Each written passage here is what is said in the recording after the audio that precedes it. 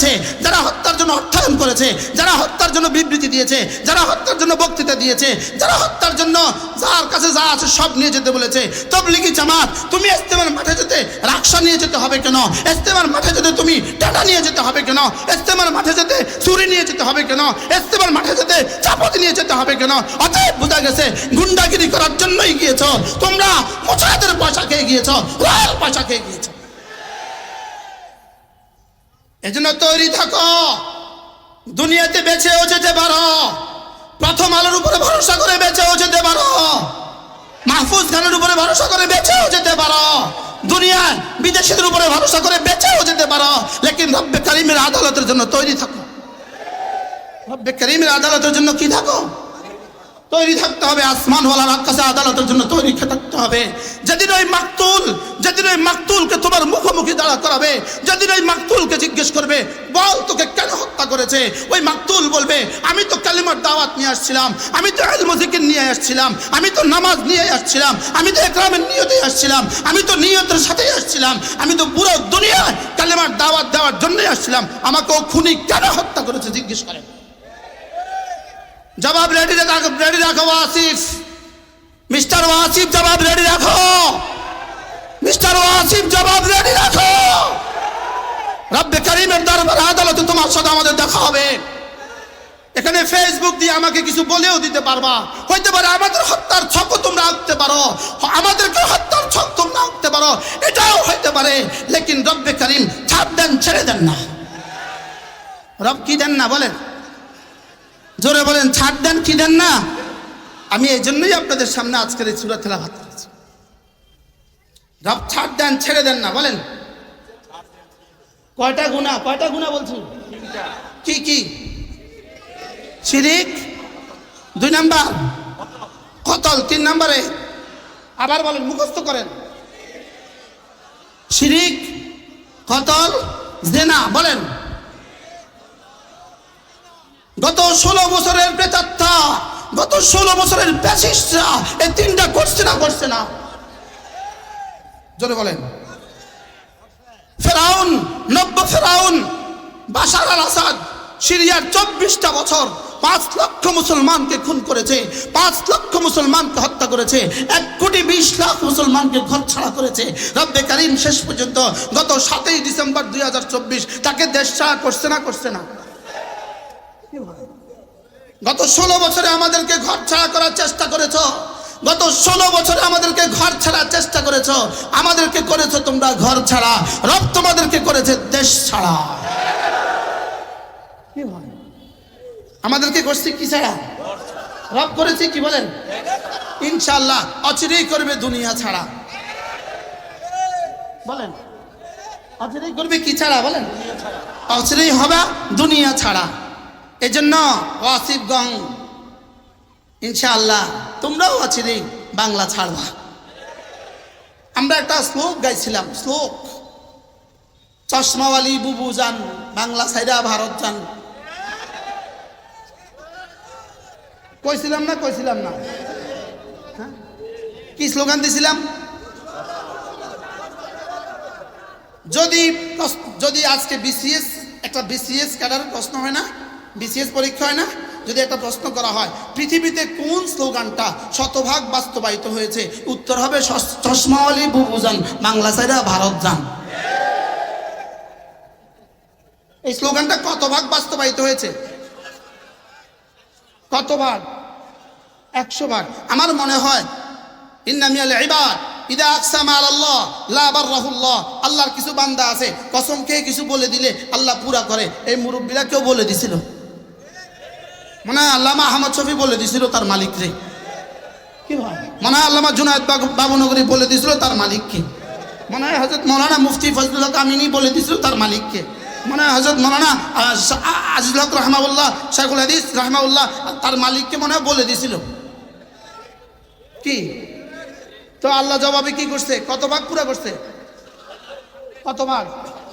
এবার আল্লাহ তাআলা বলেন, আলাম তারা কাইফা ফাআলা রাব্বুকা বিআদ إرم ذات العماد التي لم يخلق مثلها في البلاد وثمود الذين جابوا الصخر بالواد وفرعون ذي الأوتاد الذين طغوا في البلاد فأكثروا فيها الفساد فصب عليهم ربك سوط عذاب আল্লাহ তাআলা বলেন কওমে আদের দিকে একবার তাকাও তো দেখি, এরাম গোত্রের দিকে একবার তাকাও তো দেখি, সামুদ জাতির দিকে একবার তাকাও তো দেখি, ফেরাউনের দিকে একবার তাকাও তো দেখি। এদের মতো শক্তিধর পৃথিবীতে আমি আর কোনো জাতি বানাই নাই। কওমে আদের চেয়ে শক্তিধর পৃথিবীতে আমি আর কোনো জাতি বানাই নাই। সামুদের চেয়ে শক্তিশালী পৃথিবীতে আমি আর কোনো জাতি বানাই নাই। এরা পাহাড়ের কুটরে, পাহাড়ের ভিতরে ভিতরে ঘর বানাতো, পাহাড়ের চূড়ায় পাহাড়ের ভিতরে এরা ঘর বানাতো। আর ফেরাউনের কথা তো কি বলবো, ফেরাউন ছিল জিলাউতাদ। ফেরাউন কি ছিল? ফেরাউন মানুষগুলোকে ধরে ধরে, মোমেনদেরকে ধরে ধরে নিয়ে আসতো, ধরে ধরে নিয়ে এসে মাঠে শুইয়ে দিত। এই হাতের মধ্যে একটা প্যারেক ঠুকে দিত, এই হাতে আরেকটা প্যারেক ঠুকে দিত, এই পায়ে এক প্যারেক ঠুকে দিত, এই পায়ে এক প্যারেক ঠুকে দিত। রব্বুল আলামিন বলেন কওমে আদের দিকে একবার তাকাও, কওমে সামুদের দিকে একবার তাকাও, কওমে নূহের দিকে একবার তাকাও, তাকাও তো এদের দিকে, তাকাও তো ফেরাউনের দিকে, তাকাও তো সামুদ গোত্রের দিকে। এদেরকে আমি কিভাবে ধ্বংস করেছি আল্লাহ দেখো, আমি এদেরকে কিভাবে ধ্বংস করেছি। এরা কি করেছে জমিনে? ফাকসারু ফিহাল ফাসাদ, এরা জমিনে বিশৃঙ্খলা সৃষ্টি করেছে। তাইলে ওয়াসিবগণ, তোমরা ফেরাউনের চেয়েও বাড়ি যাও নাই। কি হয়? আপনি কি মনে করেন? আপনি কি আমার সাথে একমত হবেন? আচ্ছা, শুধু একটা মাঠে 5 দিন ইস্তেমা করার জন্য 4 জন মোমেনকে হত্যা করা, হত্যা কখন জায়েজ হয়? আরেকজন মানুষকে, মোমেনকে বাদ দেন, আরেকজন মানুষকে হত্যা করা কখন জায়েজ হয়? শুধু 2 কারণে হত্যা করা জায়েজ হয়। বলেন কয় কারণে? কয় কারণে হত্যা করা জায়েজ হয়? 1 নম্বর, যদি কোনো মোমেন মোরতাদ হয়ে যায়। বলেন, যদি কোনো মোমেন কি হয়ে যায়? 2 নম্বর, যদি কোনো বিবাহিত মোমেন জানা করে। বলেন, বিবাহিত মোমেন কি করে?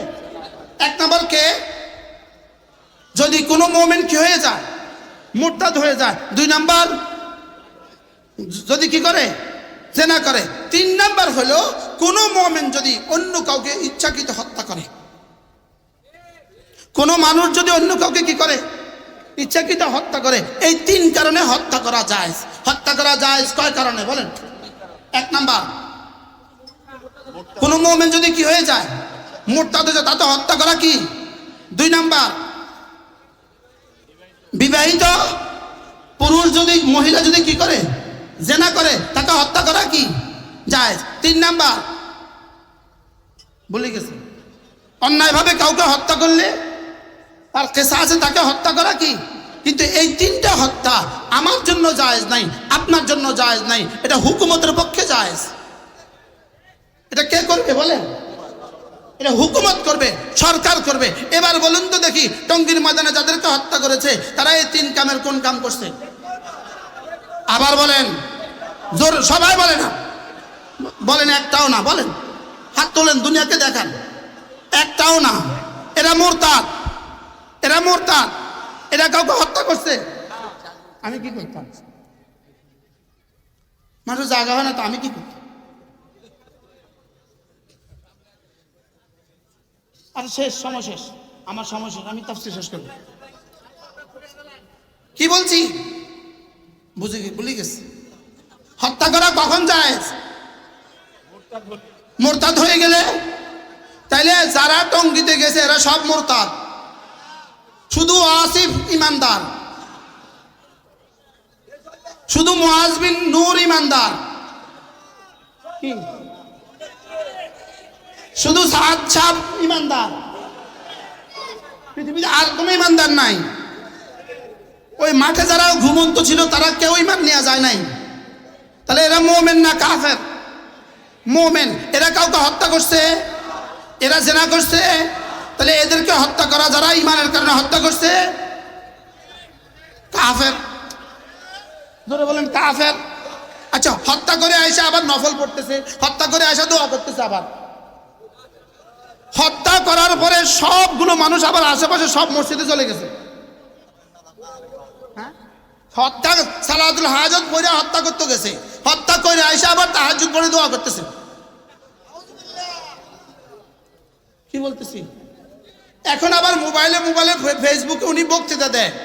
ওয়াসিফ এখন বক্তৃতা দেয়, ওয়াজ করে সবাই রে, সবাই সবর করেন, সবাই সবর করেন, ইস্তেগফার করেন। কি বলে হুজুর? আবার বক্তৃতা দিতেছে, সবাই সবর করেন, ইস্তেগফার করেন। কি ওয়াজ করে, সবাই সবর করেন, ইস্তেগফার করেন। কি ভাই? আচ্ছা, হত্যা করে এসে ইস্তেগফার করতেছে, আল্লাহ মাফ করে দেন। তো যারে হত্যা করছে তার বিবির এই বিধবার কান্না কোথায় যাবে? ওই এতিম বাচ্চার কান্না কোথায় যাবে? ওই সন্তান হারা মার কান্না কোথায় যাবে? হত্যার শাস্তি হলো ইস্তেগফার, বুঝে না? হত্যার কাফারা ইস্তেগফার। আচ্ছা, ক বছর ইস্তেগফার করলে হত্যার কাফারা হবে? বলেন, হত্যার পরিবর্তে শুধুই হত্যা, এটাই হলো হত্যার ইস্তেগফার। বলেন, হত্যার ইস্তেগফার কি? বলেন, হত্যার কিসাস, হত্যার কাফারা। হত্যার কি হয়? কিসাস, না হয় দিয়ত। হুকুমত যেটা ঠিক করবে সেটা হয় কিসাস, না হয় কি? এবার কয় লাখবার আস্তাগফিরুল্লাহ পড়লে মাফ করবে? জোরে বলেন, কতবার ইস্তেগফার করলে মাফ করবে? দুনিয়াতেও মাফ নাই, আখিরাতেও মাফ নাই। কি ভাই? আল্লাহ আমাদের সবাইকে কথাগুলো বুঝা মানা সহজ করে দেন। সকলের কি বুঝে আসছে? বলেন, তাবলীগ ছিল, তাবলীগ আছে, তাবলীগ থাকবে। বলেন ইনশাআল্লাহ, ইনশাআল্লাহ। তাবলীগ ছিল, তাবলীগ আছে, তাবলীগ কি থাকবে? খুনিরা থাকবে না। খুনিরা থাকবে না। তাইলে বোঝা গেছে মূলত এর পেছনে অন্য কিছু আছে। এর পেছনে কি আছে বলেন? এদেরকে কি বলছিল জানেন? এদেরকে কি বলছে? এই শুনো, তোমরা যদি আজকে রাত্রে হামলা না করো, আজীবনে কোনোদিন আর টঙ্গী ঢুকতে পারবে না। হুবহু এই কথাটাই শয়তান হযরতে আদম আসলামকে বলছিল। তুমি যদি গন্ধম না খাও তাইলে কিন্তু এখান থেকে বাইরে হইতে হবে, আজীবনে আর কিন্তু ঢুকতে পারবে না। কি বলছে বলেন? তোমরা যদি গম না খাও, তুমি যদি এই গাছে, তোমরা দুজনে যদি এই গাছটা না খাও, তাহলে কি হবে? আজীবন আর কি? আজীবন জান্নাতে থাকতে পারবে না। যদি আজীবন জান্নাতে থাকতে চাও তাহলে এই গাছটা খাও। আসলে কি আজীবন থাকার জন্য খাওয়াইছে নাকি চিরতরে বাইর করার জন্য খাওয়াইছে? ঠিক ইহুদিরা এদেরকে কি বলছে জানেন? আজকে যদি না মারো, জীবনে আর ইস্তেমা ঢুকতে পারবে না, এই মাঠে আর জীবনে ঢুকতে পারবে না। আসলে মূল উদ্দেশ্য কি ছিল? আজকে যদি মারামারি করো তার জীবনে কোনোদিন ঢুকতে পারবে না। উদ্দেশ্য কি ছিল বলেন? আজকে যদি কি করো তাহলে আর জীবনে কোনোদিন কি? তোমরা আমরা যত ডলার দিছিলাম, যত কোটি ডলার দিছিলাম, এটার উদ্দেশ্য শেষ। কারণ এখন আর কেউ ঢুকে না, নতুন করে কেউ আর এতাতি হয় না। বুঝেন না কথা? তোমাদেরকে তো দিছিলাম, ডলার দিছিলাম টুকরো টুকরো করার জন্য। তোমাদেরকে ডলার দিছিলাম, তোমরা কোটি কোটি মানুষ লইয়া আসল মূল ধারার ইস্তেমাকে ধ্বংস করে দিবা, মাদ্রাসাগুলোকে ধ্বংস করে দিবা, ইমামদেরকে ধ্বংস করে দিবা, ওলামাদেরকে ধ্বংস করে দিবা, এ জাতির প্রতিটা মানুষকে ওলামাদের থেকে বিচ্ছিন্ন করে দিবা। এটা ছিল আমাদের উদ্দেশ্য। কিন্তু এখন দেখতেছি তোমাদেরকে আর কেউ খায় না, তোমাদেরকে আর কেউ কি খায় না। যেমন আমরাই রেজবিদেরকে তুলছিলাম, রেজবিদেরকে এখন আর পৃথিবীর কেউ খায় না। আমরা আহলে হাদিস তুলছিলাম, এখন আর পৃথিবীতে কেউ খায় না। বুঝে নাই কথা? আমরা ভান্ডারীদেরকে উঠাইছিলাম, এখন এই পৃথিবীতে আর কেউ খায় না। বাস্তব না বাস্তব বলেন? আমরা মিলাদকে আমিদেরকে তুলছিলাম, এখন আর পৃথিবীতে কেউ খায় না। বাস্তব না বাস্তব?